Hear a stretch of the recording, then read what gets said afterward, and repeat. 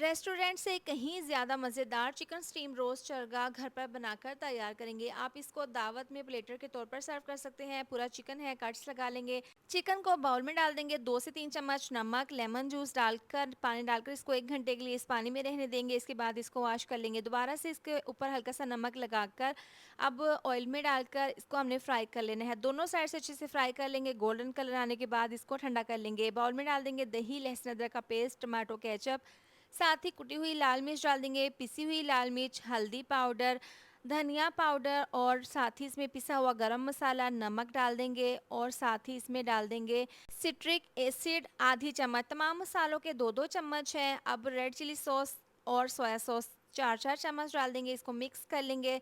अब इस तरह से मिला देने के बाद हमने चिकन को फ्राई करने के बाद ठंडा कर लिया था। कट्स के अंदर ऊपर नीचे और दोनों साइड पर हमने ये मसाला अच्छे से लगा देना है। इसको रखेंगे पूरी रात के लिए रेस्ट के लिए। फॉइल पेपर के दरमियान में सुराख करके इस तरह से ये चरखा रख देंगे। इसको कवर कर देंगे। प्रेशर कुकर के अंदर पानी डाल देंगे, स्टीमर रखकर इस तरह से ये चरखा रखने के बाद अब इसको हमने तकरीबन 40 से 50 मिनट के लिए स्टीम कर लेना है। बहुत ही जूसी और खुशबूदार हमारा स्टीम चरखा बनकर तैयार है। इसको मैंने येलो चावलों के साथ सर्व किया है। आप इसको दावत में प्लेटर के तौर पर सर्व कर सकते हैं। यह अंदर तक जूसी और बहुत ही ज़्यादा सॉफ्ट बना है।